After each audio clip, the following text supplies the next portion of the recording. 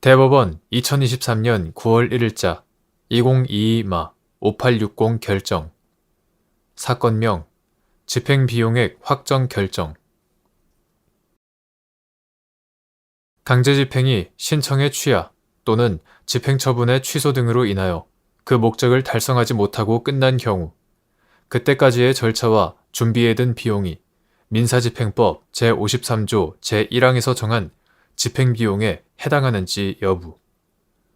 소극. 이때 법원은 여러 사정을 종합하여 집행비용을 부담할 당사자와 부담액을 정할 수 있는지 여부. 적극. 민사집행법 제53조 제1항은 강제집행에 필요한 비용은 채무자가 부담하고 그 집행에 의하여 우선적으로 변상을 받는다라고 정하는 바, 강제집행이 그 목적을 달성하여 끝난 경우에는 위 규정에 따라 그 집행에 필요한 비용은 채무자가 부담한다. 반면 강제집행이 신청의 취하 또는 집행처분의 취소 등으로 인하여 그 목적을 달성하지 못하고 끝난 경우 그때까지의 절차와 그 준비에 든 비용이 민사집행법 제53조 제1항에서 정한 집행비용에 해당한다고 볼 수는 없다.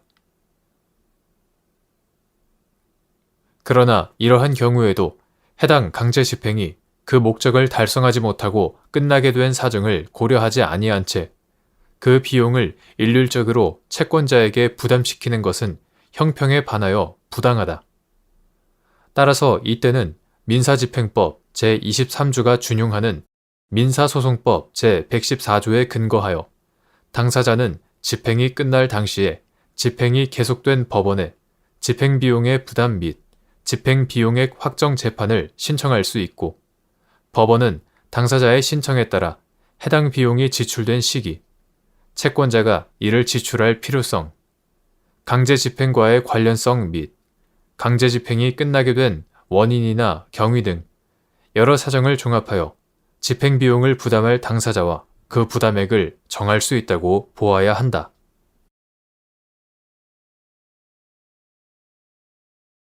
대법원 2023년 9월 14일 선고 2016타 12823 판결. 사건명 부당이득금 반환. 집합건물의 구분 소유자들이 건물의 대지 중 일부 지분만 가지고 있고 구분 소유자 아닌 대지 공유자가 나머지 지분을 가지고 있는 경우 구분 소유자 중 자신의 전유 부분 면적 비율에 상응하는 적정 대지 지분보다 부족한 대지 지분을 가진 구분 소유자는 구분 소유자 아닌 대지 공유자에게 적정 대지 지분에서 부족한 지분의 비율에 해당하는 차임 상당의 부당이득 반환 의무를 부담하는지 여부. 원칙적 적극. 집합건물의 구분 소유자들이 건물의 대지 중 일부 지분만 가지고 있고 구분 소유자 아닌 대지 공유자가 나머지 지분을 가지고 있는 경우에 구분 소유자 아닌 대지 공유자는 대지 공유 지분권에 기초하여 구분 소유자 중 자신의 전유 부분 면적 비율에 상응하는 대지 공유 지분 이하 적정 대지 지분이라 한다. 적정 대지 지분을 가진 구분 소유자를 상대로는 대지의 사용, 수익에 따른 부당이득 반환을 청구할 수 없다. 그러나 적정 대지 지분보다 부족한 대지 공유 지분 이하 과소 대지 지분이라 한다. 과소 대지 지분을 가진 구분 소유자는 과소 대지 지분이 적정 대지 지분에 매우 근소하게 부족하여 그에 대한 부당이득 반환 청구가 신의성실의 원칙에 반한다고 볼 수 있는 경우 구분 건물의 분양 당시 분양자로부터 과소 대지 지분만을 이전받으면서 건물 대지를 무상으로 사용할 수 있는 권한을 부여받았고 이러한 약정이 분양자의 대지 지분을 특정 승계한 사람에게 승계된 것으로 볼 수 있는 경우 또는 과소 대지 지분에 기하여 전유 부분을 계속 소유, 사용하는 현재의 사실 상태가 장기간 묵인되어 온 경우 등과 같은 특별한 사정이 없는 한 구분 소유자 아닌 대지 공유자에 대하여 적정 대지 지분에서 부족한 지분의 비율에 해당하는 차임 상당의 부당이득 반환 의무를 부담한다고 봄이 타당하다.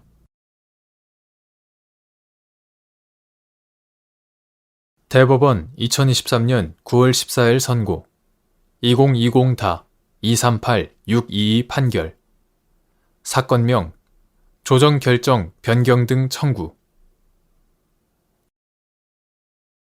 1. 비송사건 절차법에 규정된 비송사건을 민사소송의 방법으로 청구할 수 있는지 여부 소급 및 비송사건 절차법이나 다른 법령에 비송사건임이 명확히 규정되어 있지 아니하여 비송사건으로 신청하여야 할 사건을 민사소송 절차에 따라 소를 제기한 경우 수소법원이 취하여야 할 조치 비송사건 절차법에 규정된 비송사건을 민사소송의 방법으로 청구하는 것은 허용되지 않는다. 그러나 소송사건과 비송사건의 구별이 항상 명확한 것은 아니고 비송사건 절차법이나 다른 법령에 비송사건임이 명확히 규정되어 있지 않은 경우 당사자로서는 비송사건임을 알기 어렵다. 이러한 경우 수소법원은 당사자에게 성명을 구하여 당사자의 소재기에 사건을 소송 절차로만 처리해 달라는 것이 아니라 비송사건으로 처리해 주기를 바라는 의사도 포함되어 있음이 확인된다면 당사자의 소재기를 비송사건 신청으로 보아 재배당 등을 거쳐 비송사건으로 심리, 판단하여야 하고 그 비송사건에 대한 토지 관할을 가지고 있지 않을 때에는 관할 법원에 이송하는 것이 타당하다. 2. 기업 구조조정 촉진법에 따른 갑 주식회사에 대한 공동관리 절차에서 금융채권자인 을은행이 금융채권자 조정위원회의 조정결정에 불복하여 금융채권자 조정위원회와 주채권은행을 상대로 같은 법 제32조 제3항에 따른 변경결정 청구 등의 소를 제기하면서 변경결정 청구가 비송사건에 해당하면 이를 비송사건 담당 재판부로 이송하여 줄 것을 요청하였으나 제1심 법원은 을은행의 소 제기가 부적법하다고 각하한 사안에서 위 변경결정 청구는 비송사건의 성격을 갖는다고 볼 수 있고 을은행의 소제기에 비송사건으로 처리해 주기를 바라는 의사가 포함되어 있다고 보이므로 관할 법원인 제1심 법원은 재배당 등을 거쳐 비송사건으로 심리, 판단하는 것이 타당하였다고 한 사례. 대법원 2023년 9월 14일 선고 2022-271-753 판결 사건명 공유물 분할 집합건물의 대지에 관한 공유물 분할 청구를 금지하는 집합건물의 소유 및 관리에 관한 법률 제8조의 입법 취지 집합건물의 대지에 관한 공유물 분할 청구가 예외적으로 허용되는 경우 집합건물의 소유 및 관리에 관한 법률 이하 집합건물법이라고 한다. 집합건물법 제8조는 대지 위에 구분 소유권의 목적인 건물이 속하는 한 동의 건물이 있을 때에는 그 대지의 공유자는 그 건물 사용에 필요한 범위의 대지에 대하여는 분할을 청구하지 못한다 라고 규정하고 있다.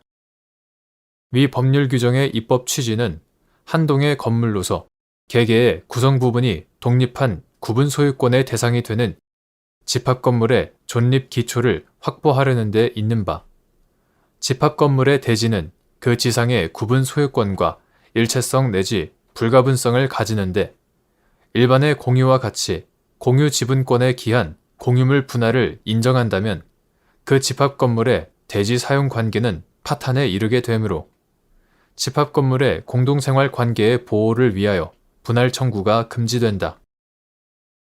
따라서 집합건물 대지의 공유자가 청구한 대지의 분할 청구가 허용되는지 여부를 판단함에 있어서는 집합건물법 제8조의 입법 취지가 우선 고려되어야 하는 바 집합건물의 대지를 집합건물의 구분 소유자인 공유자와 구분 소유자가 아닌 공유자가 공유하고 있고 당의 대지를 집합건물의 구분 소유자인 공유자에게 취득시키고 구분 소유자가 아닌 다른 공유자에게는 그 지분의 가격을 취득시키는 것이 공유자 간의 실질적인 공평을 해치지 않는다고 인정되는 특별한 사정이 있어 그와 같이 공유물을 분할하는 것이 허용되는 경우에는 그러한 공유물에 대한 분할 청구는 집합건물법 제8조의 입법 취지에 비추어 허용된다고 보는 것이 타당하다.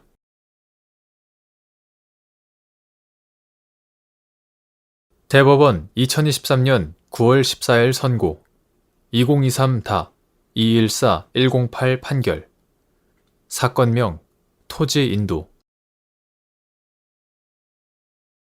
1. 권리의 행사에 해당하는 외관을 지닌 어떠한 행위가 권리남용에 해당하는지 판단하는 기준.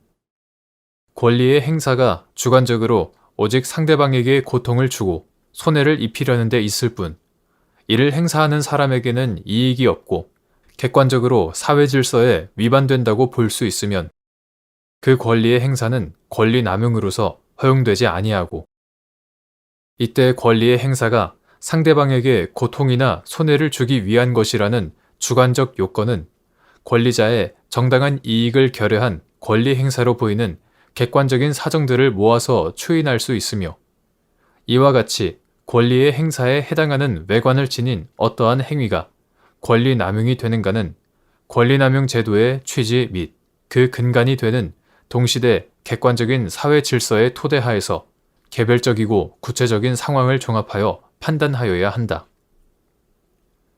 2. 일반 공중의 통행에 공용되는 도로 부지의 소유자가 이를 점유, 관리하는 지방자치단체를 상대로 도로의 철거, 점유 이전 또는 통행 금지를 청구하는 것이 권리남용에 해당하는지 여부, 원칙적 적극 및 그 경우 도로 지하 부분에 매설된 시설에 대한 철거 등 청구도 마찬가지인지 여부, 원칙적 적극. 어떤 토지가 개설 경위를 불문하고 일반 공중의 통행에 공용되는 도로, 즉 공로가 되면 그 부지의 소유권 행사는 제약을 받게 되며, 이는 소유자가 수인하여야만 하는 재산권의 사회적 제약에 해당한다. 따라서 공로부지의 소유자가 이를 점유, 관리하는 지방자치단체를 상대로 공로로 제공된 도로의 철거, 점유 이전 또는 통행금지를 청구하는 것은 법질서상 원칙적으로 허용될 수 없는 권리남용이라고 보아야 한다. 그 경우 특별한 사정이 없는 한 도로 지하 부분에 매설된 시설에 대한 철거 등 청구도 권리남용이라고 봄이 상당하다. 3. 갑이 소유권을 취득한 임야 중 도로 부분이 그전부터 인근 주민들 등 불특정 다수의 통행로로 사용되어 왔고, 그 후 을 지방자치단체가 위 도로에 하수관과 오수 맨홀을 매설하였으며, 도로 일부는 콘크리트 포장이 되어 있는데 갑이 을 지방자치단체를 상대로 하수관, 오수 맨홀, 콘크리트 포장 철거 및 도로 부분 인도를 구한 사안에서 통행로 개설 이후의 경과, 도로 부분의 위치와 면적 비율, 도로 및 지하시설의 이용 현황 등에 비추어 도로 및 지하 부분에 매설된 시설의 철거와 도로 부분의 인도를 청구하는 것은 권리남용에 해당할 여지가 있는데도 이와 달리 본 원심 판단에 법리 오해 등의 잘못이 있다고 한 사례.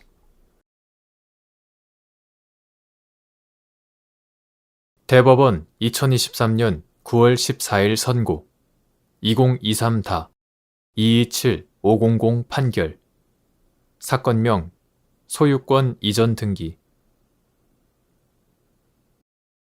매매 계약의 성립을 위한 매매 목적물과 대금의 특정 정도.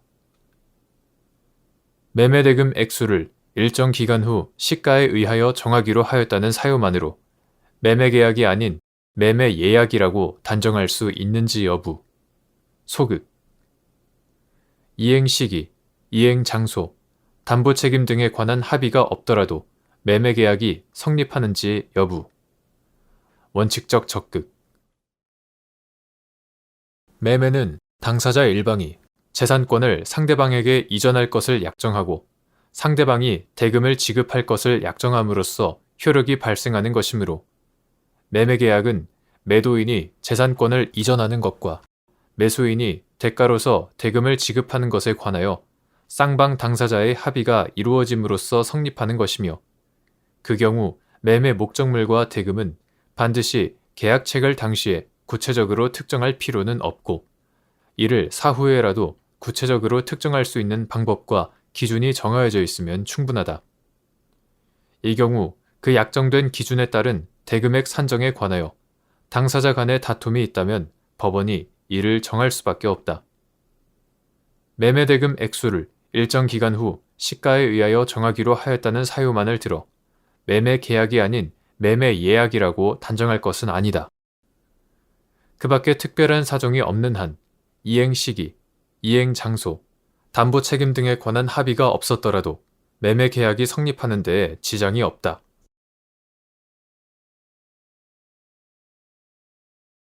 대법원 2023년 9월 19일자 2023마 6207 결정.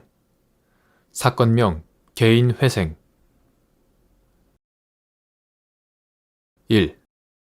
채무자 회생 및 파산에 관한 법률 제600조 제1항 제2호에 따라 개인회생 절차 개시 결정에 의하여 이미 계속 중인 강제집행 등이 중지되는 경우 강제집행 등이 소급하여 무효가 되거나 취소되는지 여부. 소급. 개인회생 절차 개시 결정이 있는 때에는 개인회생 채권자 목록에 기재된 개인회생 채권에 기하여 개인회생재단에 속하는 재산에 대하여 이미 계속 중인 강제집행, 가압류, 가처분 등은 중지되고 새로이 강제집행, 가압류, 가처분을 하는 것은 금지된다. 채무자 회생 및 파산에 관한 법률 제600조 제1항 제2호. 여기서 이미 계속 중인 강제집행 등이 중지된다는 것은 진행 중이던 강제집행 등의 절차가 그 시점에서 동결되고 속행이 허용되지 않음을 뜻할 뿐 강제집행 등이 소급하여 무효가 되거나 취소되는 것은 아니다. 2.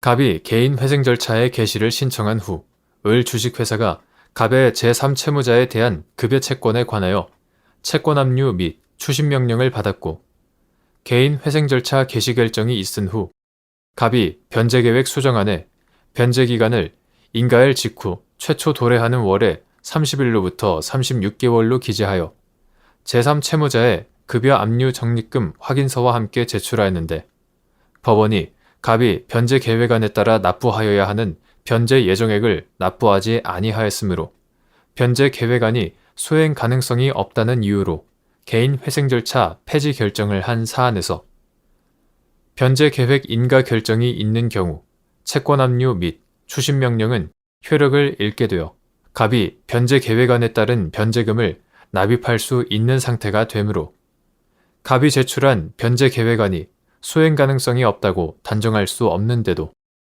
이와 달리 본 원심 결정에 법리 오해 등의 잘못이 있다고 한 사례.